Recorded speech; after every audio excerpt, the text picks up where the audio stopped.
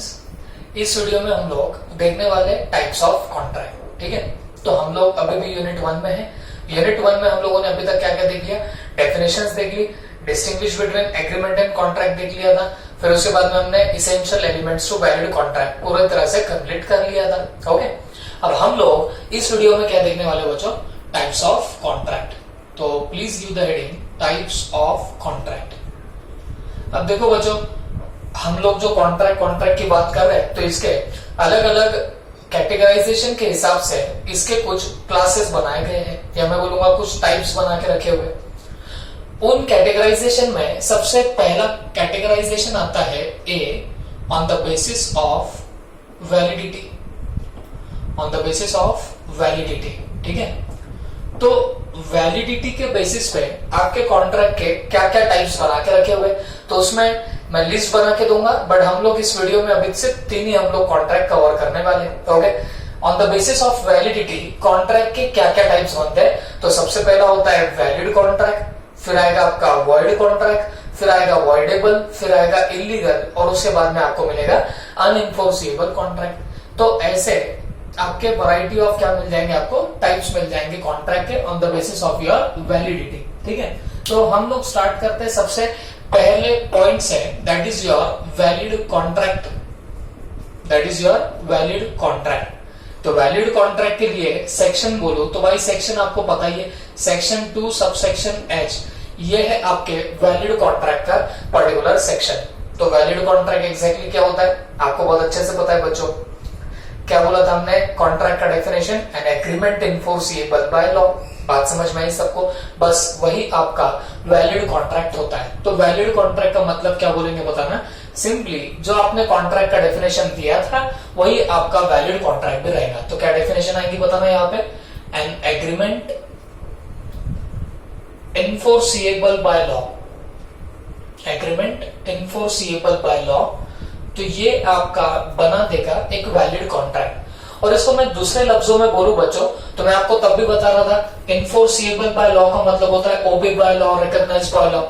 और मैंने इसका फिर आपको और एक मीनिंग क्या बताया था? मैंने आपको बोला था ये इनफोर्सिएबल बाय लॉ का मतलब क्या हुआ? When all essential elements to valid contract are complied with. Okay, when all essential elements of valid contract are present. मतलब क्या हुआ? जब भी आपके सारे जो essential elements to valid contract हमने देखे थे, वो अगर सारे के सारे मौजूद रहेंगे एक किसी पर्टिकुलर कॉन्ट्रैक्ट में, तो जाके आपका कॉन्ट्रैक्ट क्या बनेगा? वैलिड कॉन्ट्रैक्ट बनेगा। ओके, याद है ना वो आपको essential elements to valid contract जो हमने प्रीवियस वीडियोस में किए थे, 2 पार्ट किए थे, covered by section 10, not covered by section 10।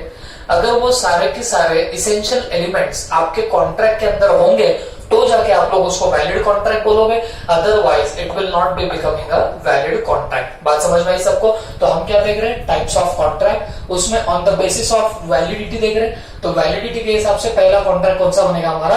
Valid contract, जो सेक्शन 2 सबसेक्शन H में दिया है। तो जिसका मतलब क्या देगा? An agreement enforceable by law.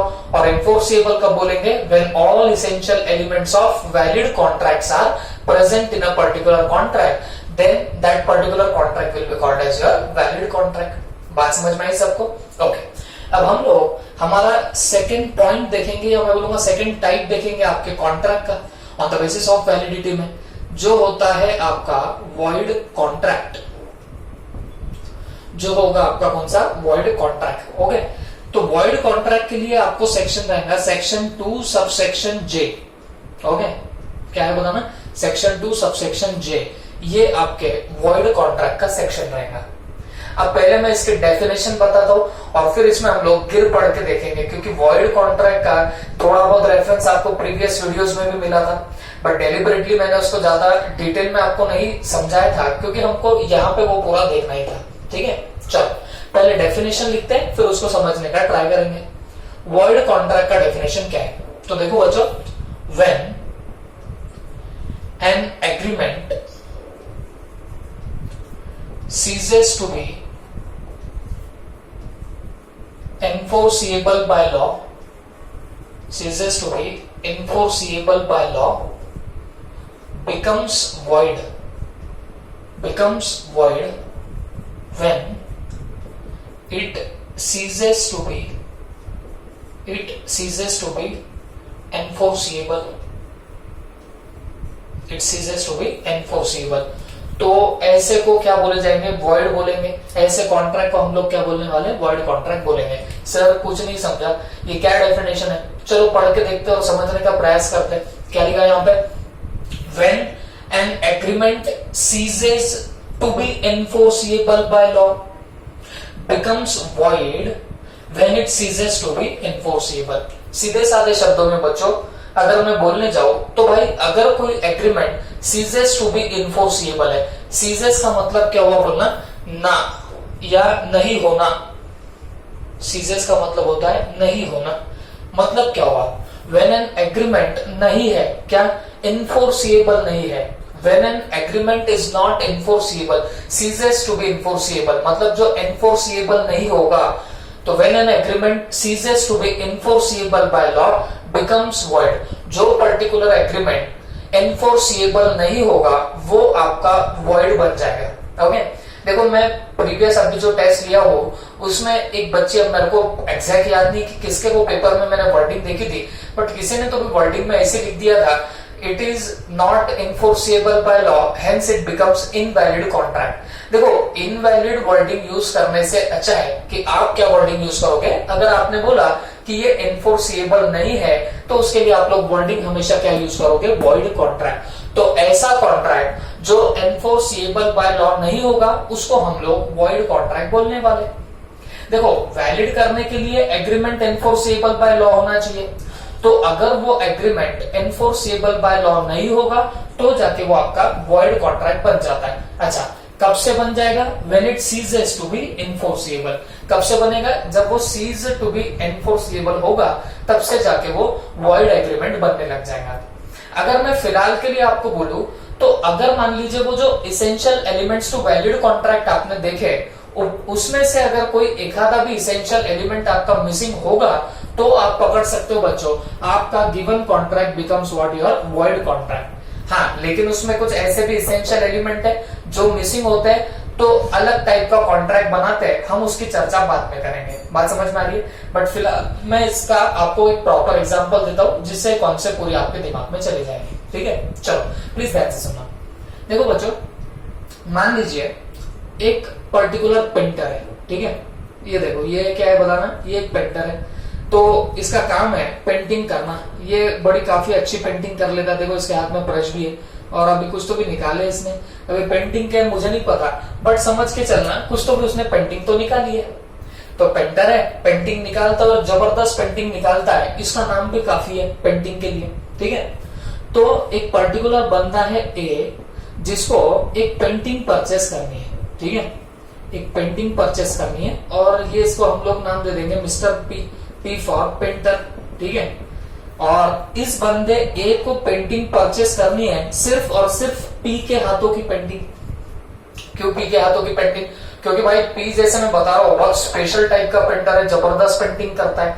तो फिर ए को लगा कि भाई पेंटिंग अगर परचेस करनी है तो वो सिर्फ और सिर्फ पी के ही हाथों की परचेस करेंगे। बात समझ में आई? तो बंदे ए ने क्या बोला पी को कि हे पी तू मुझे कोई एक पर्टिकुलर पेंटिंग बना के दे देना, या हम लोग बोलेंगे भाई कोई नेचुरल पेंटिंग बना के दे देना। अब बनानी तो है पेंटिंग, अब पेंटर का काम है पेंटिंग बनाना, पैसे छापना। पेंटर ने बोला जी हाँ बना के दे देंगे नेचुरल पेंटिंग लेकिन बदले में पैसे देने पड़ेंगे। तो ए बोलता है भाई पैसे की चिंता मत करो बस पेंटिंग बना के दे देना।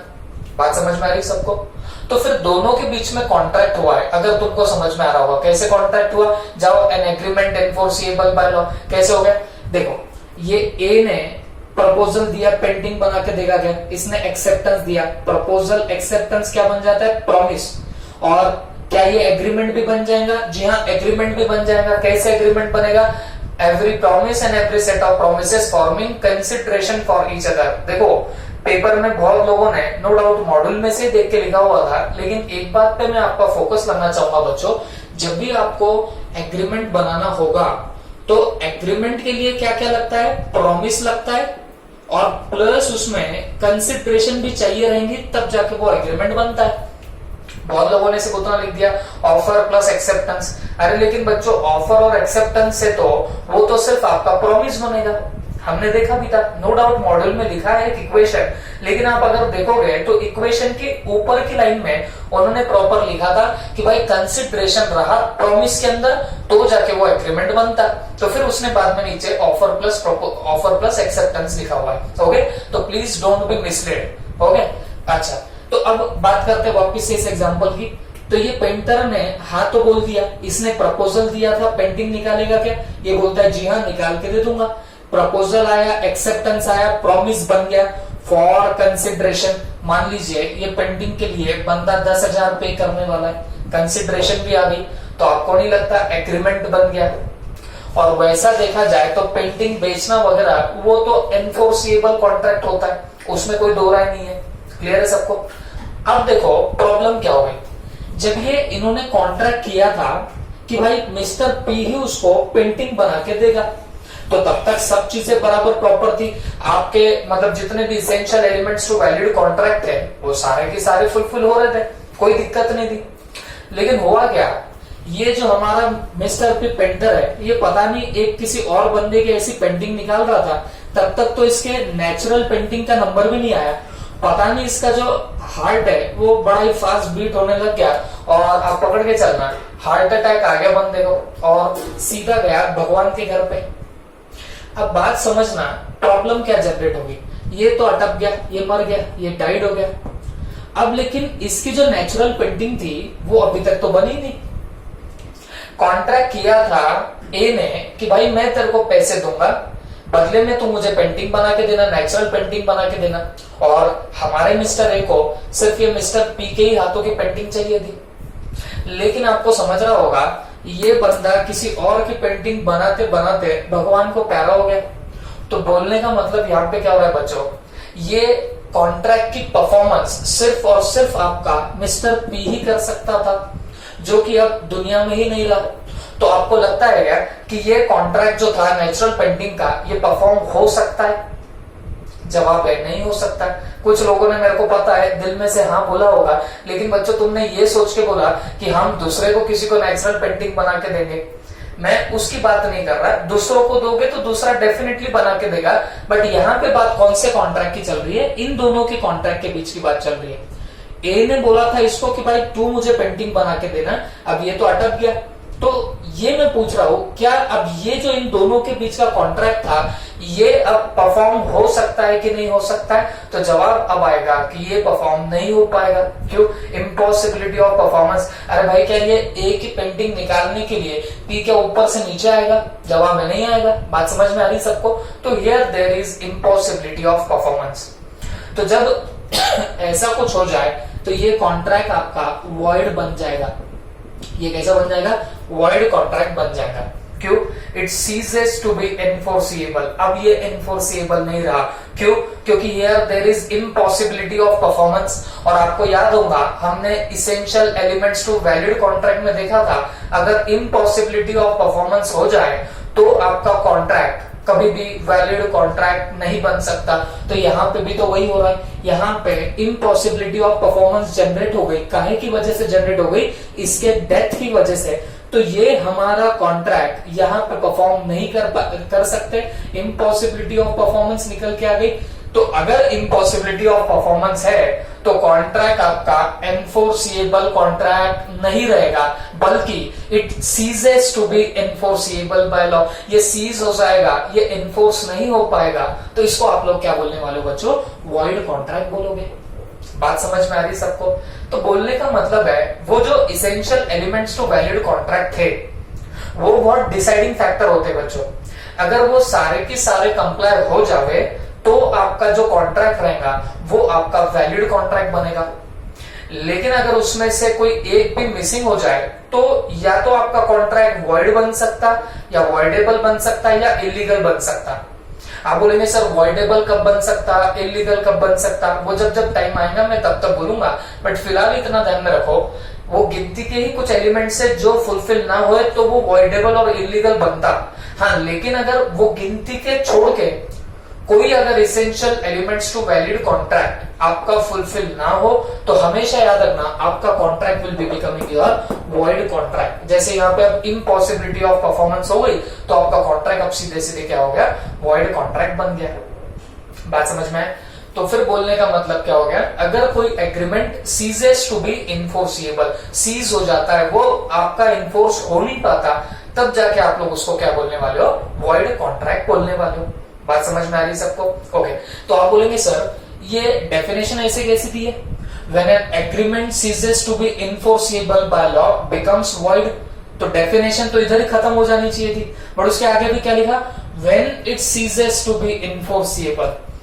यहां डेफिनेशन में यहां पे ही समझ गया था कि वॉइड कब होगा, अगर कोई agreement ceases to be enforceable हो जावे, उस पर्टिकुलर टाइम में आप बोलोगे कि कॉन्ट्रैक्ट आपका वॉइड कॉन्ट्रैक्ट तो बन चुका था।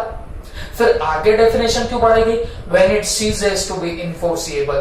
तो बच्चों बात समझो, अगर कोई contract cease to be enforceable है, definitely it will be a void contract. लेकिन कब से वॉइड कॉन्ट्रैक्ट बनेगा, देखो ये डेफिनेशन ने ये भी बता दिया कब से ये वॉइड बनेगा, when it ceases to be enforceable। मतलब ये जब सीज होगा तब से ये क्या बनने वाला है, तब से ये आपका वॉइड कॉन्ट्रैक्ट बनने वाला है। तो इसमें गहरा राज छुपा हुआ है। मैं आपको दो चीजें बताऊंगा। देखो जो वॉइड कॉन्ट्रैक्ट होते हैं वो दो टाइप के होते हैं, एक होता है वॉइड एब इनिशियो, वॉइड एब इनिशियो, और दूसरा होता है subsequently void, subsequently becomes void, subsequently becomes void. अब देखो वॉइड दो प्रकार के हो सकते हैं कॉन्ट्रैक्ट, एक होता है वॉइड एब इनिशियो और दूसरा होता है सब्सिक्वेंटली बिकम्स वॉइड। आप बोलेंगे सर ये क्या बात है, नहीं नहीं, तो देखो जब भी एब इनिशियो ये आपको टर्मिनोलॉजी दिख जाए, एब इनिशियो जब भी दिखा, इसका मतलब क्या मानेंगे, फ्रॉम द बिगिनिंग। इसका मतलब क्या होता है, फ्रॉम द बिगिनिंग। तो इसका मतलब क्या हुआ, अगर मैं टोटली देखूं तो void from the beginning, void एब इनिशियो का मतलब क्या हुआ, वॉइड फ्रॉम द बिगिनिंग, मतलब स्टार्टिंग से ही ये आपका वॉइड कॉन्ट्रैक्ट बन जाएगा। ओके, और दूसरा होता है सब्सिक्वेंटली बिकम्स वॉइड, मतलब बाद में चल के बना वो वॉइड। तो ऐसे दो प्रकार के आपके वॉइड कॉन्ट्रैक्ट हो सकते हैं। बात समझ में आ रही है आपको? ओके, अब जैसे मैं आपको एग्जांपल देता हूं। देखो मान लीजिए मैंने आपको बोला था essential elements to valid contract में there must be capacity to contract, capacity होनी चाहिए, पार्ट आपकी जो भी पार्टी होंगी उसकी कैपेसिटी चाहिए to make a contract, valid contract बनाने के लिए। तो वो कैपेसिटी में आपने एक पॉइंट देखा था, he must be of the age of 18 years और above, he must be a major. याद है सबको एज ऑफ मेजोरिटी कितने साल की थी, 18 साल की थी। ओके, तो अगर मान लीजिए कोई एक पर्टिकुलर बंदा है जिसकी एज 18 ईयर से कम है, कोई एक पर्टिकुलर पर्सन है जिसकी एज 18 ईयर से कम है, तो मुझे एक बात बताओ, जिसकी एज 18 ईयर से कम है वो तो एज ऑफ मेजोरिटी का बंदा नहीं हुआ, तो क्या उसकी कैपेसिटी है कॉन्ट्रैक्ट करने की? आप जवाब दोगे जी नहीं, कॉन्ट्रैक्ट करने की तो कैपेसिटी नहीं है। बट फिर भी अगर वो बंदा कोई कॉन्ट्रैक्ट कर जावे, फिर भी अगर वो बंदा कोई कॉन्ट्रैक्ट कर ले, तो आपको पता चल गया ना बच्चों, वो पर्टिकुलर बंदे का कॉन्ट्रैक्ट वॉइड एब इनिशियो रहेगा, स्टार्टिंग से ही उसका कॉन्ट्रैक्ट वॉइड बनने लग जाएगा। क्यों स्टार्टिंग से ही वॉइड? क्योंकि उस बंदे की तो कैपेसिटी नहीं थी, तो इसेंशियल एलिमेंट यहाँ पे सीज, इसेंशियल एलिमेंट यहाँ पे नहीं हो रहा था, और जब इसेंशियल एलिमेंट नहीं होता तो it ceases to be enforceable. ये जो आपका कॉन्ट्रैक्ट रहेगा ये सीज टू बी इनफोर्सिएबल रहेगा, that means it will be becoming void. लेकिन ये वॉइड कब से रहेगा? स्टार्टिंग से, बिगिनिंग से। तो इसको क्या बोलेंगे? वॉइड एब इनिशियो। बात समझ में आई? तो वॉइड एब इनिशियो का मतलब क्या हुआ? जो पर्टिकुलर कॉन्ट्रैक्ट स्टार्टिंग से वॉइड था उसको हम लोग बोलेंगे वॉइड एब इनिशियो। और दूसरा होता है सब्सिक्वेंटली बिकम्स वॉइड, बाद में वो वॉइड बन जाता है। अब देखो ना बच्चों, इसी पर्टिकुलर कॉन्ट्रैक्ट की बात कर रहे हैं। देखो यहां पे ये बंदे ए ने मिस्टर पी के साथ में नेचुरल पेंटिंग बनाने का एक कॉन्ट्रैक्ट किया था।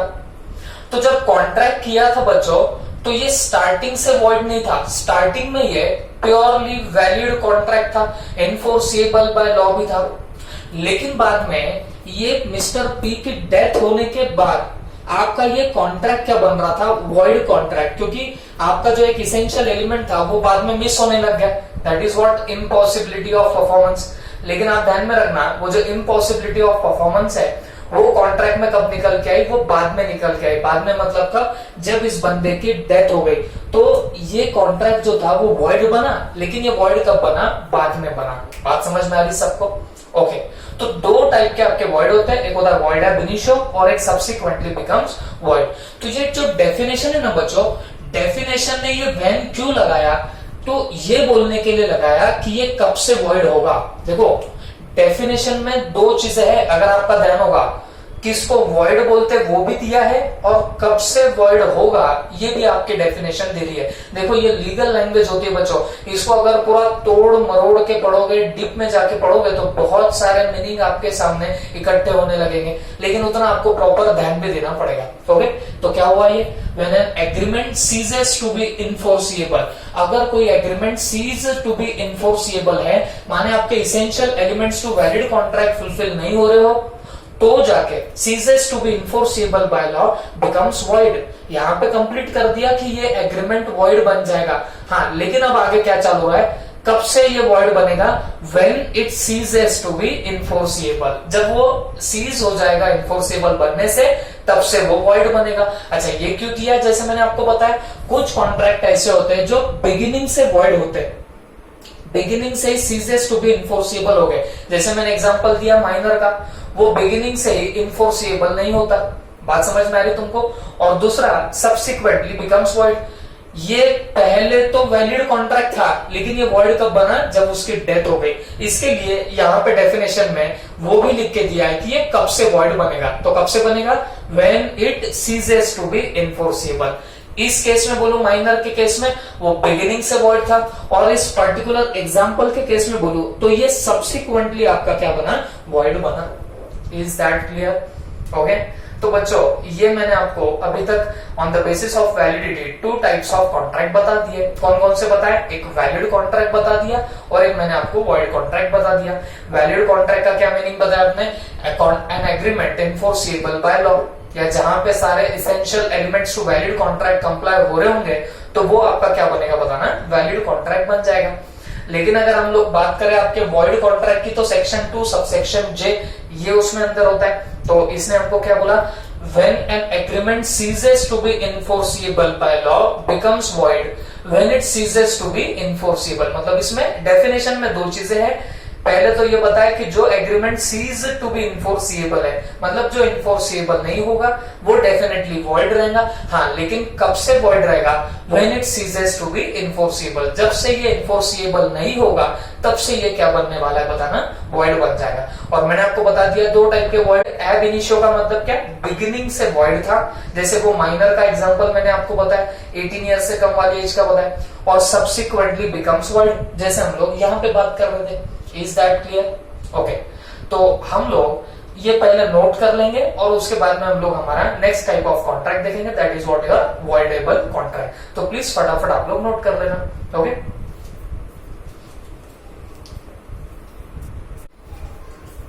तो बच्चों अब हम लोग हमारा थर्ड टाइप ऑफ कॉन्ट्रैक्ट देखेंगे, दैट इज वॉइडेबल कॉन्ट्रैक्ट।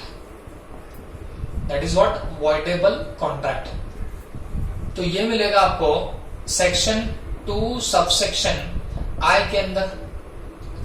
ये आपको कहां पे मिलने वाला है, सेक्शन 2 सबसेक्शन आई के अंदर। It is nothing but your voidable contract. ठीक है बच्चों, ये थोड़ा सा स्पेशल टाइप का कॉन्ट्रैक्ट है, इसमें आपको ज्यादा केयर करनी पड़ेगी, ज्यादा फोकस देना पड़ेगा।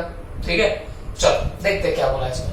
पहले एज यूजुअल डेफिनेशन लिख लेंगे, फिर समझने का प्रयास करेंगे कि ये क्या चीज है। ठीक है, तो वॉइडेबल कॉन्ट्रैक्ट के बारे में बोलूं, when a contract, when an agreement is enforceable at the option of one or more parties and not at the option of other or others is a voidable contract, is a voidable contract, is a voidable contract। तो बच्चों इसका exactly meaning क्या निकलता है? ये definition देख के कुछ समझ में नहीं आने वाला है, कुछ पढ़ने नहीं पड़ेगा, आई नो वेरी वेल, फिर भी देख लेते और समझने का फिर प्रयास करते। Okay, when an agreement is enforceable at the option of one or more parties and not at the option of other or others is a voidable contract। ठीक है, कुछ नहीं समझा सर? ठीक है बेटा, पता है मेरे को। एक चीज और नोट करा देता हूं, जनरली contract becomes voidable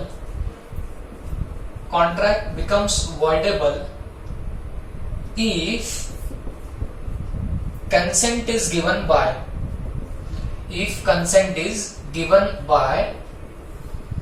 पता ही है आपको, coercion, undue influence, fraud, misrepresentation. Okay, बस ये चार चीजें। सर मिस्टेक यहां नहीं आती बच्चों, मैंने तब भी डिस्कस किया था आपको। ओके, तो देखो बच्चों, अब मैं आपको पूरा डिटेल में ये सारी बातें बताऊंगा कि वॉइडेबल कॉन्ट्रैक्ट एग्जैक्टली क्या है क्या नहीं, ये सब आपको समझना पड़ेगा। ठीक है, मैं शुरुआत डेफिनेशन से नहीं, यहां से शुरुआत करूंगा, फिर मैं आपको डेफिनेशन समझाऊंगा। ये चीजें समझी तो फिर आपको डेफिनेशन थोड़ी थोड़ी समझ में आने लग जाएगी और अल्टीमेटली पूरी समझ में आ जाएगी। ओके, क्या बोला है? Generally contract becomes voidable if consent is given by coercion, undue influence, fraud, misrepresentation. अगर ये चार चीजों से आपका कंसेंट दिया गया होगा तो जाके आपका कॉन्ट्रैक्ट क्या बनने वाला है? Voidable contract. Okay, if consent is given by these four then contract will be becoming your voidable contract।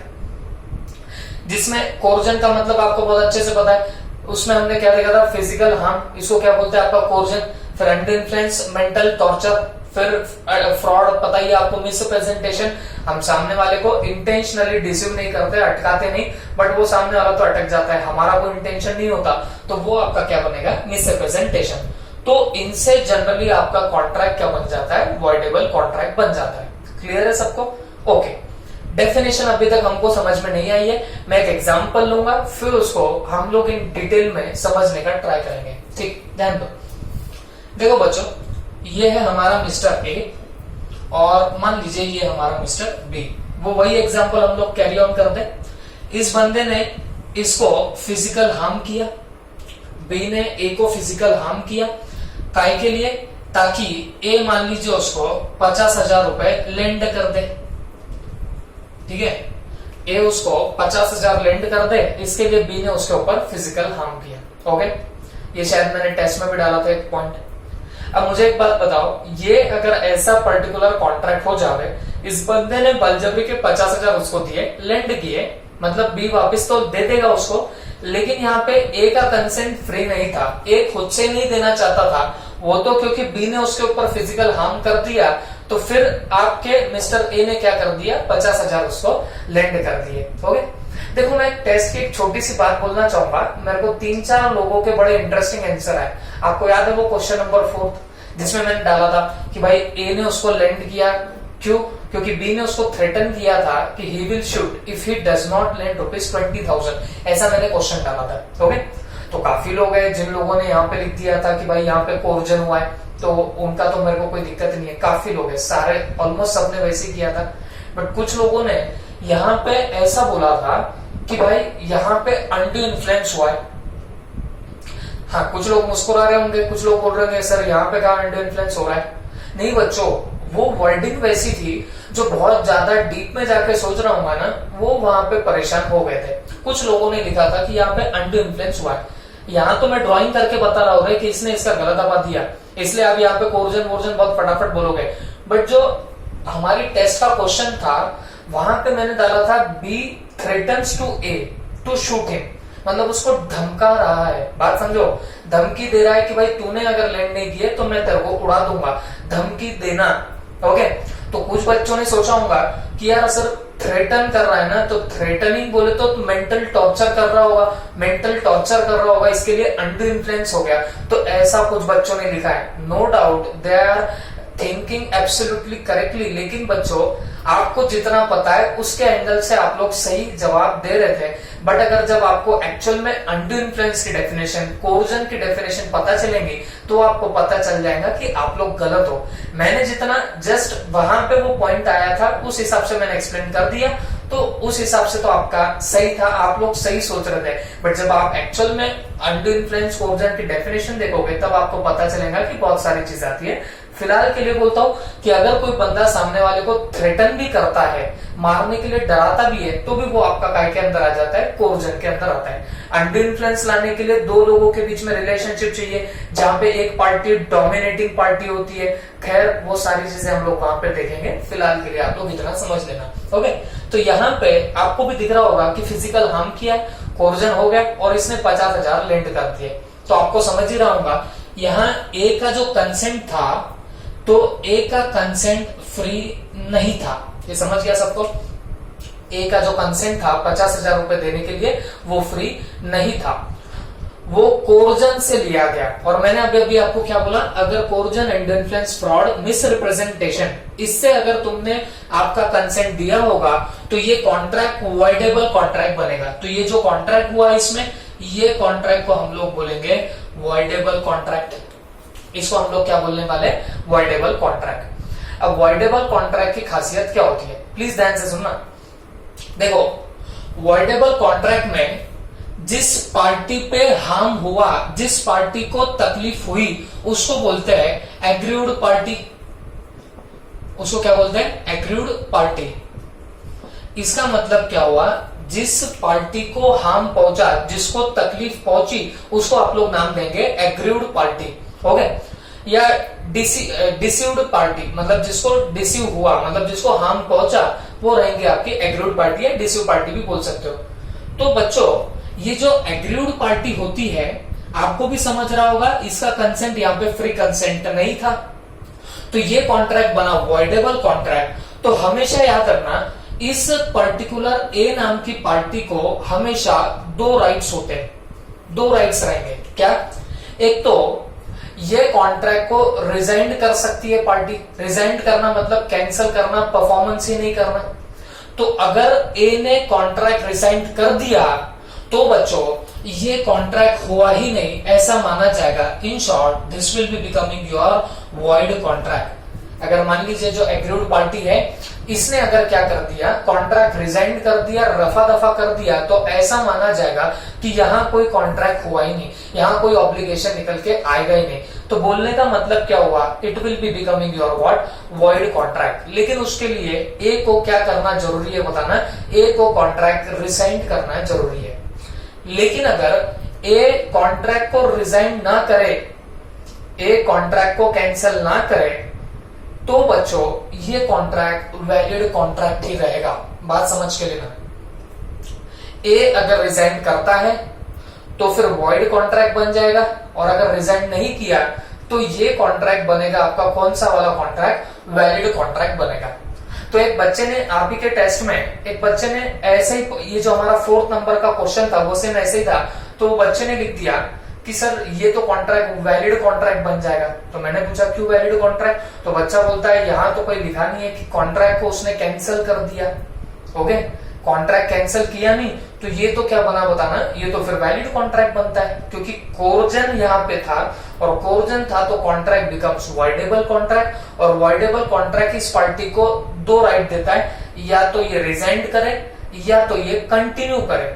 अगर ये कंटिन्यू करता है तो कॉन्ट्रैक्ट वैलिड, और रिजाइंड कर दे तो कॉन्ट्रैक्ट बिकम्स वॉइड। तो वो बच्चा बोल रहा था मेरे को कि सर यहाँ हमारे वो जो 4th नंबर के क्वेश्चन में कहीं लिखा नहीं है कि ये कॉन्ट्रैक्ट कैंसिल हुआ है, तो ये कॉन्ट्रैक्ट तो बनेगा वैलिड कॉन्ट्रैक्ट। बट मैं वो चैट में इतना बता भी नहीं पाया बच्चों को। बट एक बात समझ के लेना बच्चों, ये लेकिन अपने आप में वॉइडेबल नेचर का कॉन्ट्रैक्ट है। How can you write it as valid contract? Valid contract तो वो होता है बच्चों जिसमें कोई दो राय है ही नहीं।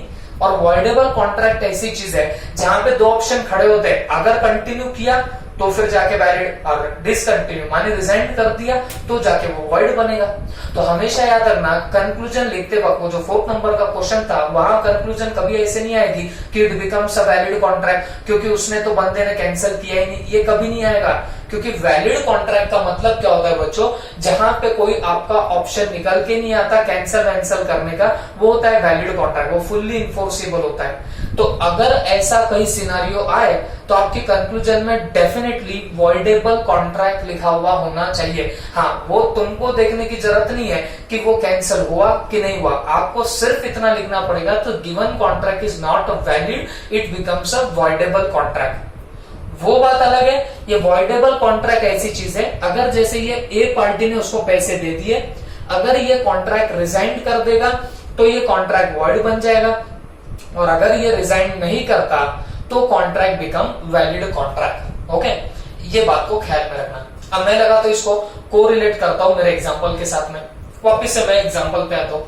देखो, ए ने 50,000 दिए, काहे की वजह से दिए, क्योंकि बी ने कोर्जन किया था ए के ऊपर, तो ए का कंसेंट फ्री नहीं था, काहे की वजह से, कोर्जन की वजह से फ्री नहीं था। और हमने लिखा जब भी कोर्जन की वजह से आपका कंसेंट दिया गया तो वो फ्री कंसेंट नहीं होता, और फ्री कंसेंट नहीं रहा तो आपका कॉन्ट्रैक्ट वॉइडेबल कॉन्ट्रैक्ट बन जाएगा।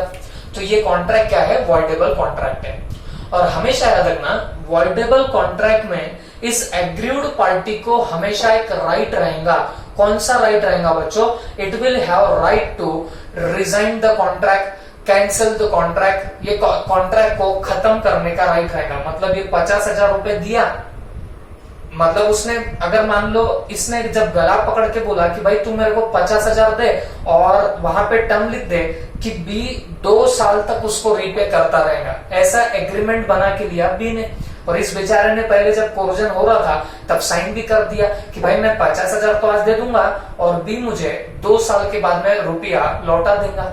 एग्रीमेंट तो हो चुका था, लेकिन इस एग्रीड पार्टी के पास में राइट होगा, अगर ये कैंसिल कर दे कॉन्ट्रैक्ट को, रिजाइन कर दे कॉन्ट्रैक्ट को, तो वो पैसे 2 साल बाद नहीं, वो तो उसी दिन, अगले ही दिन जाके उससे वो 50,000 रिकवर कर सकता है, क्योंकि कॉन्ट्रैक्ट तो आपने क्या कर दिया, रिजाइन कर दिया।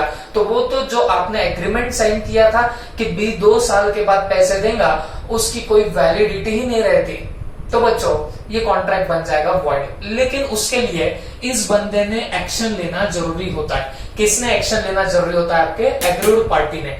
अगर ये कैंसिल नहीं करेगा तो पकड़ के चलना, ये वैलिड कॉन्ट्रैक्ट रहेगा। फिर भले ही इसने इसका गला दबाया, उससे लिखवा के लिया कि ए 50,000 बी को देगा और बी उसको 2 साल बाद लौटाएगा, ये गला दबा के भी किया, भले ही यहाँ पे कोर्जन हुआ है, लेकिन अगर ये एग्रीड पार्टी कॉन्ट्रैक्ट को रिजाइन नहीं करेगा तो बच्चों ये कॉन्ट्रैक्ट वैलिड कॉन्ट्रैक्ट ही रहेगा। मतलब फिर ये बी को मस्त है कि 2 साल तक पैसा यूज करने को मिलेगा, और ये 2 साल के बाद ही उसको रिटर्न करने की कोशिश करेगा। बात याद रखना, समझना ही बात। तो ये वॉइडेबल कॉन्ट्रैक्ट हुआ।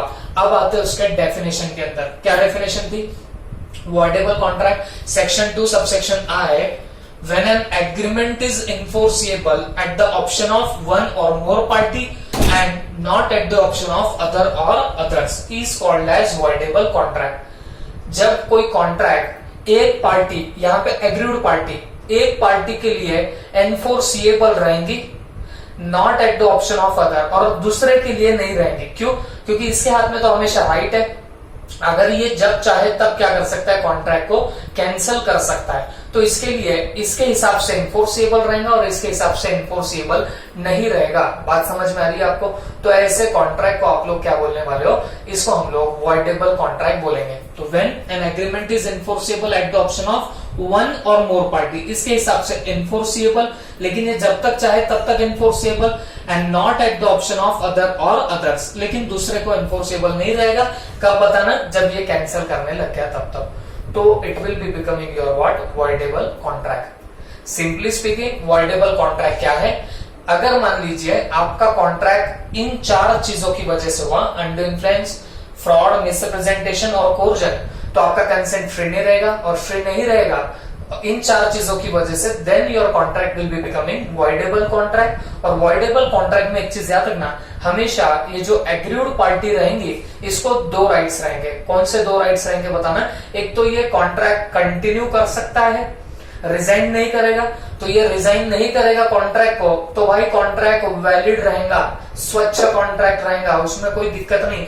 लेकिन अगर ये पर्टिकुलर पार्टी रिजाइन कर देगी कॉन्ट्रैक्ट को तो पकड़ के चलना, ये contract will be becoming void contract. जैसे एग्जांपल में बोला, अगर ये एग्रीड पार्टी 50,000 दे देती है, एग्रीमेंट पे लिख के देती है कि बी 2 साल बाद पैसे रिटर्न करेगा, लेकिन क्योंकि कोर्जन हुआ था तो ये अगले दिन जाके कॉन्ट्रैक्ट कैंसिल कर सकता है। और अगर कैंसिल कर दिया तो भले ही 2 साल कंप्लीट नहीं हुए फिर भी इससे वो 50,000 छीन सकता है। बात समझो, कोर्ट ऑफ लॉ में जाके।